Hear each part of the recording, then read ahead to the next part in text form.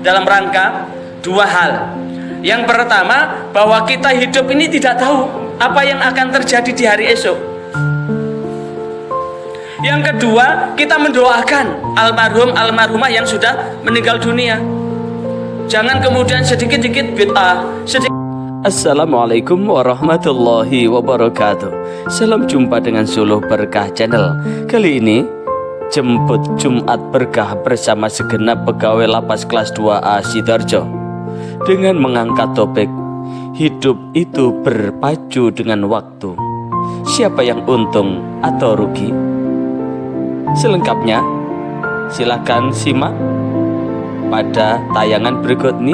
Dan sebelum Anda melanjutkan tayangan ini, jangan lupa subscribe, like, dan komen untuk keberlanjutan dari tali silaturahmi kita. Selamat menyimak dan menyaksikan. Alhamdulillah, pada pagi hari ini kita bisa bermujalasah dan bermudzakarah untuk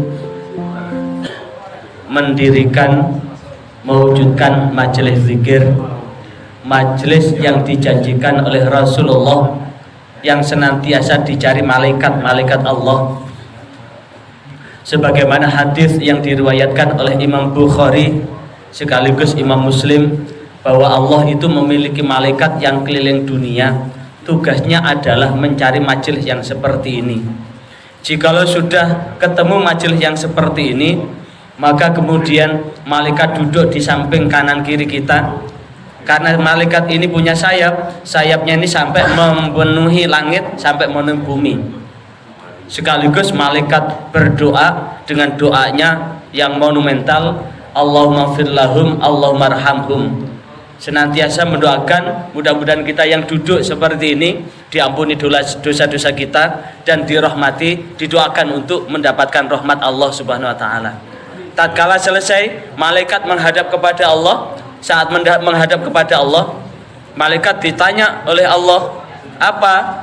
Dari mana? Padahal Allah Maha tahu. Apa maknanya?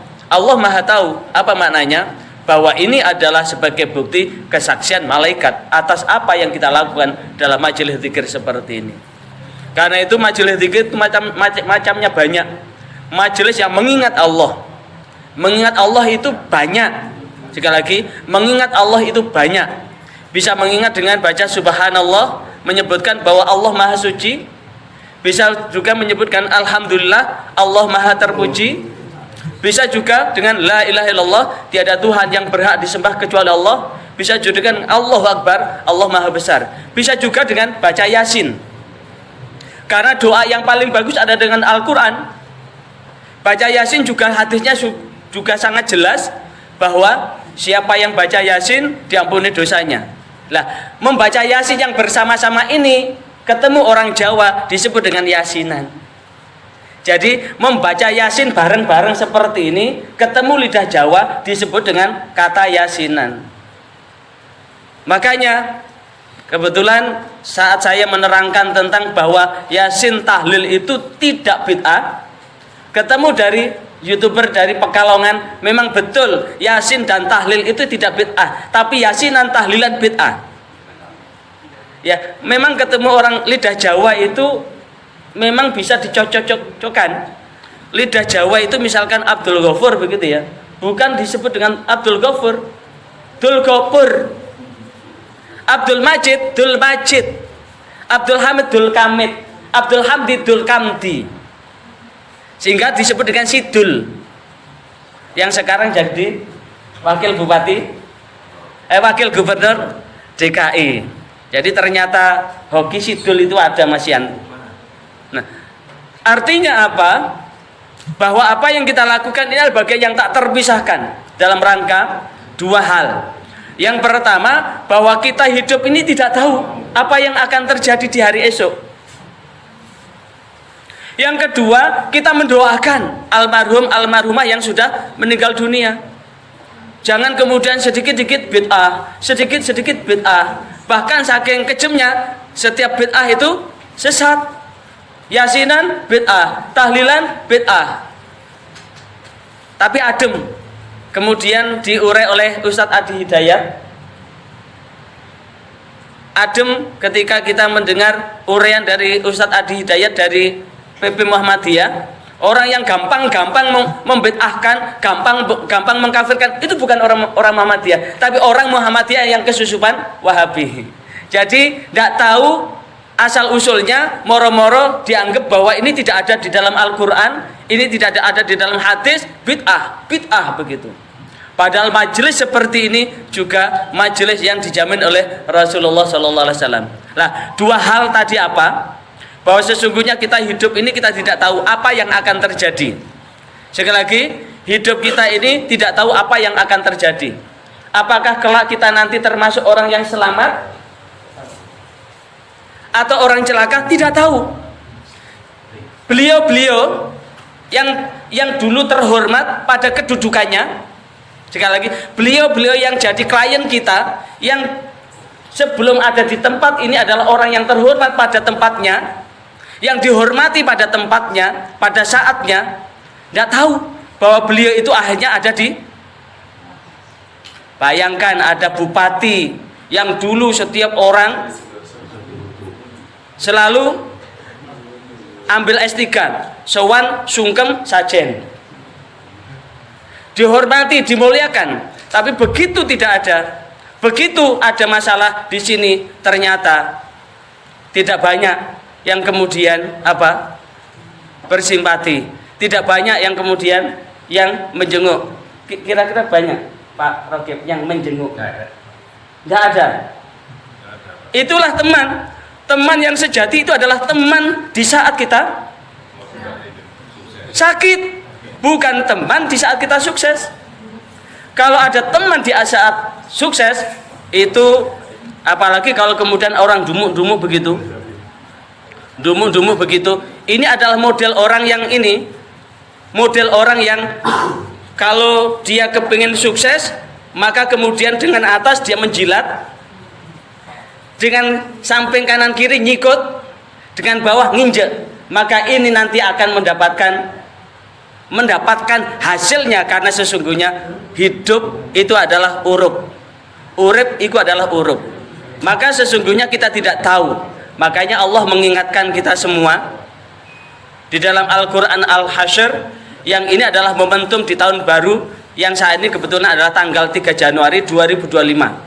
Allah mengingatkan kepada kita, Ya ayyuhalladzina amanu taqullaha wal tanzur nafsum ma qaddamat lighad. Alladzina amanu, hai orang-orang yang beriman, wal tanzur, hendaklah kalian memperhatikan, nafsun, setiap jiwa ini adalah memperhatikan ma qaddama, terhadap apa yang lampau, lighad, untuk memikirkan hari esok. Setiap orang diperintahkan untuk memperhatikan, untuk mengambil pelajaran apa yang terjadi di masa lampau. Untuk apa? Diambil kesempatan di hari esok. Berapapun umur yang Allah berikan pada kita, sekali lagi, berapapun umur yang Allah berikan pada kita, yang kemarin sudah kita uraikan, katakanlah kalau kita dikasih umur 63, kita hidup di dunia ini hanya 1,5 jam akhirat.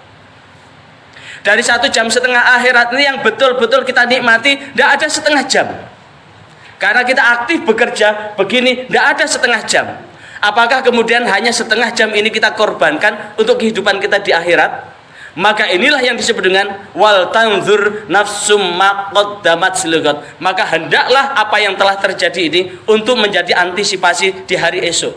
Kata hari esok inilah yang kemudian munasabatul ayah, di dalam tafsir Al-Qurtubi disebutkan munasabatul ayah ini hubungan dengan surah Al-Asr, wal asri, demi waktu asar.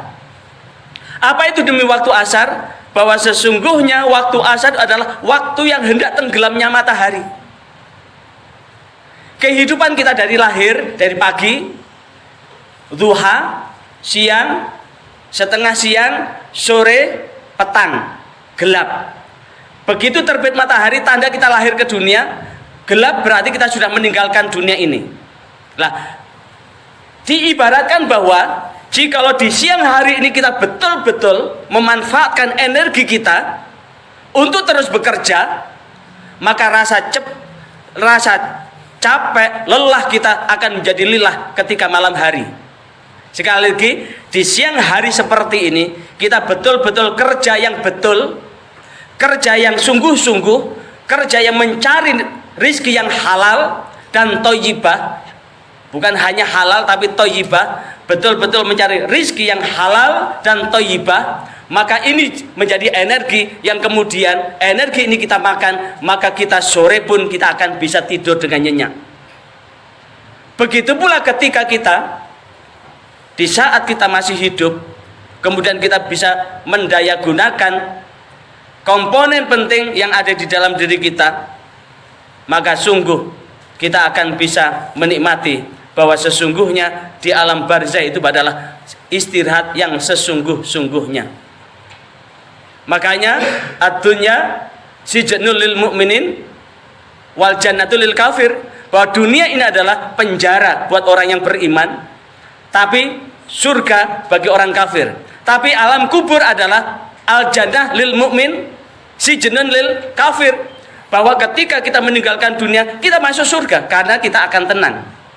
Nah, ini sesungguhnya beberapa iktibar, fa'tabiru ya ulil absar, ambillah iktibar bagi orang-orang yang berakal, bahwa sesungguhnya alhamdulillah kita dikasih kesempatan untuk berada di ruang lingkup yang seperti ini, yang sesungguhnya banyak sekali pelajaran yang dapat kita ambil. Orang yang hanya mengejar jabatan, orang yang hanya mengejar penampilan, maka sungguh orang hidup itu hanya ada dua: kebutuhan atau keinginan. Kebutuhan atau keinginan. Kalau kita kejar kebutuhan, setiap orang akan dicukupkan oleh Allah. Makanya di dalam surah An-Najm, wa annahu wa aghna wa aqna, maka sesungguhnya dialah Allah yang memberikan kekayaan dan memberikan ketercukupan. Allah tidak akan menjadikan manusia itu miskin. Tidak ada satupun orang yang miskin. Yang miskin adalah perasaannya. Yang miskin itu adalah hatinya. Seberapapun besar uang yang diperoleh, tapi jika dia kurang, terus kurang dan kurang, maka dia tidak pernah merasa kaya, karena dia tidak pernah merasa cukup. Karena itu orang tidur itu yang paling penting adalah bisa tidur dengan nyenyak. Banyak pelajaran yang kita ambil, bisa kita lihat tukang becak di perempatan jalan itu, habis ngayuh becaknya dengan ngopeni uang recehan dari penumpangnya, tapi begitu capek, mendera, ngantuk, hinggap di dalam dirinya, maka beliau bisa tidur dengan nyenyak di atas becaknya. Tapi betapa banyak orang uangnya banyak melimpah ruah, di mana-mana, mobilnya ada di mana-mana, rumahnya ada di mana-mana, tapi tidak bisa tidur dengan nyenyak. Karena apa? Tersangkut dengan perkara korupsi. Nah, inilah yang kemudian jika orang mengejar namanya keinginan tidak pernah habis. Kemarin sudah kita itibarkan dengan air. Air ini tinggal kita memandang air itu ada di mana. Tapi pada dasarnya air itu rasanya tetap sama. Gimana? Sudah diminum airnya? Cobi jenengan minum air putih itu tetap rasanya sama. Alhamdulillah. Tapi kalau air ini ditaruh di mana, harganya berubah. Berubah enggak? Ditaruh di bandara, berapa air sebotol ini? Berapa Bapak Kepala? Sebotol. Sebotol harganya. Oh, harganya. Biar nggak tegang, Pak. Harganya udah 15.000. Bisa 15.000. Tapi coba ambil di keran. Apalagi keran siap saji. Bayar nggak? Nggak bayar. Orang butuh duit itu hanya untuk mengejar keinginan. Seberapapun besar Allah ngasih rizki, tapi keinginan selalu besar, maka alat untuk memenuhi kepuasan itu tidak pernah ada. Jadi kepuasan itu tidak pernah terbatas, dan keterbatasan alatnya lah yang terbatas. Lah, inilah yang sesungguhnya pelajaran yang sangat berharga. Wal asri, demi waktu asar, berarti ingatlah ketika ajal sudah mendekat. Ingatlah ketika nyawa sudah hampir nyampe kerongkongan. Maka ketika orang maksiat tidak segera bertaubat, orang yang berbuat dosa tidak segera bertaubat, maka tunggu. Makanya kemudian disebutkan innal insana lafi khusr. Sesungguhnya manusia dalam keadaan merugi. Siapa yang tidak merugi itu? Illalladzina amanu. Yang pertama adalah orang yang beriman. Siapakah orang yang beriman? Percaya bahwa ad-dunya mazra'atul akhirah. Percaya bahwa dunia ini adalah ladang kita menuju.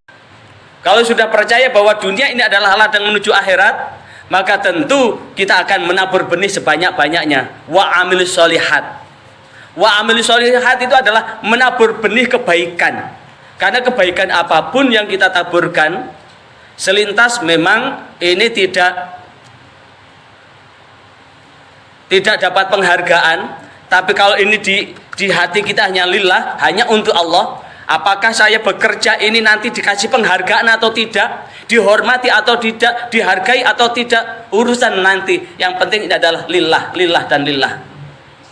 Hanya sekedar bulan depan kita pakai Al-Quran juz-juzan itu satu, jadi 1 juz, maka sekaligus akan menghadirkan 60.000 malaikat. 60.000 malaikat sekaligus kita doakan, mudah-mudahan Pak Kepala beserta perangkat-perangkatnya ini senantiasa dalam lindungan Allah Subhanahu wa taala. Diselamatkan oleh Allah Subhanahu wa taala. Rizkinya barokah. Syukur-syukur banyak berkah. Tapi kalau tidak dapat yang banyak, cukup. Yang paling penting cukup. Berapapun cukup. Yang masih bujang cukup dimakan sendiri, begitu menikah cukup untuk kebutuhan istri. Lahir anak ke-1 cukup bersama anaknya, 2 sampai 12 anak cukup dengan 12 anaknya sekolah kuliah cukup, waktunya mantu ya juga bisa mantu, waktunya bikin rumah juga bisa bikin rumah, orang lain bisa berangkat haji umroh, bisa berangkat haji umroh. Itulah tanda bahwa itu adalah rezeki yang cukup. Maka dengan begitu, wa amilus sholihat, yakin dengan apa yang kita lakukan. Dan kalau sudah iman kepada Allah, beramal baik, maka jangan bosan-bosan, watawasau bisabri, watawasau bil haqqi, watawasau bisabr, watawasau bil haqqi, saling menasihati dengan kebenaran, watawasau bisabri, dan saling menasihati dalam kesabaran. Inilah yang kemudian yang disebutkan menjadi orang yang tidak merugi. Lihat. Maka disitu kan wattaqullah, bertakwalah kepada Allah. Di awal wal tandur, sebelum wal tandur, ya ayyuhalladzina amanu ittaqullah. Hai orang-orang yang beriman, bertakwalah kepada Allah. Dan hendaklah perhatikan seseorang, setiap jiwa itu memperhatikan terhadap apa yang terjadi di masa lampau untuk mengantisipasi di hari yang akan datang. Dan ditutup dengan wattaqullah, bertakwalah kepada Allah. Innallaha khabirum bima ta'malun. Sesungguhnya Allah maha memperhitungkan, maha melihat terhadap apa yang engkau lakukan. Kalaupun toh kita bersembunyi di lubang semut pun, ketika kita melakukan apapun, Allah akan mengetahuinya, Allah akan memperhitungkannya. Walaupun kanan kiri teman-teman tidak tahu, Allah akan mencatatnya. Lewat siapa? Malaikat Raqib dan malaikat Atid. Sehingga tidak ada pilihan, kita bekerja menuju selamat, bukan hanya dunia, tapi selamat di akhirat. Mungkin kita selamat di dunia dengan berbagai macam kejahatan kita, tapi di akhirat pasti tidak akan selamat. Sehingga dengan demikian, maka kesungguhan demi kesungguhan itulah yang kemudian mudah-mudahan akan melapangkan jaminan keselamatan. Karena sesungguhnya kita tidak tahu apa yang akan terjadi di hari esok. Karena waktu kita hanya hari ini dan hari ini. Yang kemarin dan lusa adalah gaib. Sekali lagi, yang kemarin dan lusa adalah gaib. Yang tadi dan nanti adalah gaib. Yang menjadi milik kita adalah hari ini, dan terus hari ini. Saat hari ini adalah hari-hari kita dalam kesabaran, hari-hari dalam kesadaran, hari-hari dengan penuh semangat, hari dengan hari yang penuh keikhlasan, hari dan hari penuh integritas menjalankan tugas. Integritas menjalankan tugas, apa itu? Kesamaan apa yang difikirkan, kesamaan apa yang diucapkan, kesamaan yang dilakukan, itulah yang disebut dengan integritas. Dan di tempat ini adalah butuh integritas tinggi, karena godaan itu banyak sekali. Insya Allah ini adalah termasuk orang yang ahli surga semua. Amin. Berbeda dengan bahwa semua di bawah pimpinan Pak Sugeng Pak Sugeng Harjono ini semuanya adalah mengajak untuk sebagai ahli surga semua.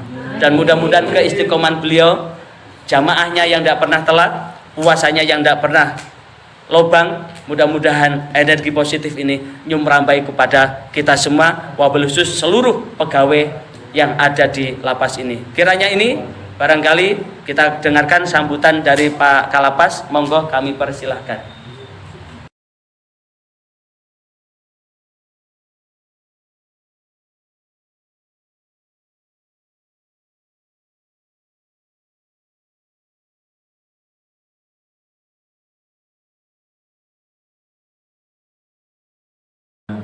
Sayyidina Muhammad wa ala ali Sayyidina Muhammad, yang sama-sama kita hormati Pak Ustadz Awi, yang insya Allah senantiasa hadir di tengah-tengah kita, dan rekan-rekan pejabat struktural CFD CFU jamaah Jumat pagi menjemput barokah.